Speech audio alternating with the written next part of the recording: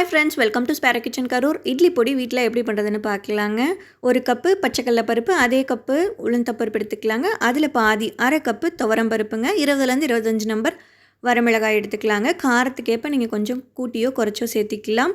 1/4 cup பொட்டுக்கடலை, 1/4 cup கருப்பு எள்ளு எடுத்துருக்கேங்க. நீங்கள் வெள்ளை எள்ளு கூட எடுத்துக்கலாம். கொஞ்சம் பெருங்காயம்.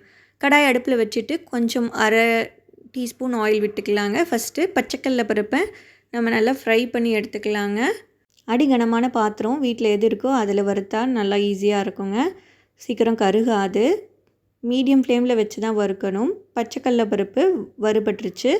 அதே கடாயில் திருப்பியும் அரை ஸ்பூன் ஆயில் விட்டுட்டு உளுந்தும் வறுத்து எடுத்துக்கலாங்க.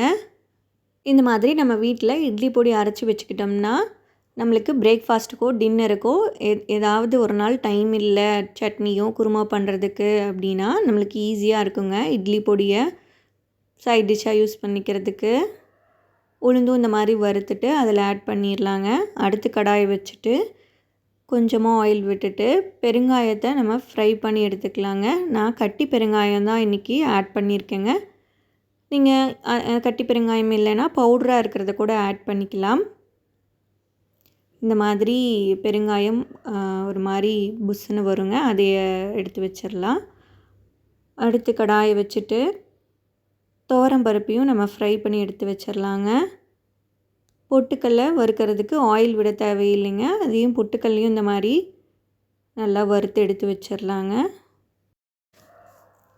அடுத்து கடாய் அடுப்பில் வச்சுட்டு எள்ளை லைட்டாக சூடு பண்ணிக்கலாங்க. ரொம்ப வறுத்தா அது கருகிடும். எள்ளை தனியாக ஃப்ரை பண்ணி எடுத்து வச்சுக்கலாங்க. அது கூட நம்ம ஆட் பண்ண வேண்டாம். இதை கடைசியாக தான் மிக்ஸி ஜாரில் போட்டு நம்ம அரைக்க போகிறோம். அதே மாதிரி கருவேப்பிலை ஒரு கைப்பிடி எடுத்து அதையும் நம்ம ஃப்ரை பண்ணி எடுத்துக்கலாங்க. அடுத்து வரமிளகாயும் வறுத்து எடுத்து வைக்க போகிறோம். அதே கடாயில் வரமிளகாயும் இந்த மாதிரி வறுத்து எடுத்து வச்சிடலாங்க. வரமிளகாய் கொஞ்சம் சூடானோனே போதும், அதை தனியாக எடுத்து வச்சிடலாங்க. இது எல்லாமே ஒரு 10 நிமிஷம் வெயிலில் வச்சு எடுத்துகிட்டு வந்து நம்ம இட்லி பொடி அரைச்சிடலாங்க. ஃபஸ்ட்டு வரமிளகாயை மிக்ஸி ஜாரில் போட்டு தனியாக அரைச்சி எடுத்து வச்சிடலாம். அடுத்து பார்த்திங்கன்னா மிக்ஸி ஜாரில் கருவேப்பிலையை ஆட் பண்ணிவிட்டு பருப்பு வகையெல்லாம் துவரம் பருப்பு, பச்சைக்கடலை பருப்பு, உளுந்தப்பருப்பு இது எல்லாம் ஆட் பண்ணிடலாங்க. இதையும் அரைச்சிட்டு நம்ம அரைச்சி வச்சுருந்த வரமிளகாயும் இதில் போட்டு மிக்ஸ் பண்ணி நம்ம கடைசியாக அரைச்சிக்கலாம். இதுக்கு தேவையான அளவு உப்பு ஆட் பண்ணி அரைச்சிக்கலாங்க. பருப்பு வகையெல்லாம் அரைச்சாச்சு. அது கூட வரமிளகாய் தூளையும் சேர்த்தி கடைசியாக நம்ம அரைச்சி எடுத்துக்கலாங்க.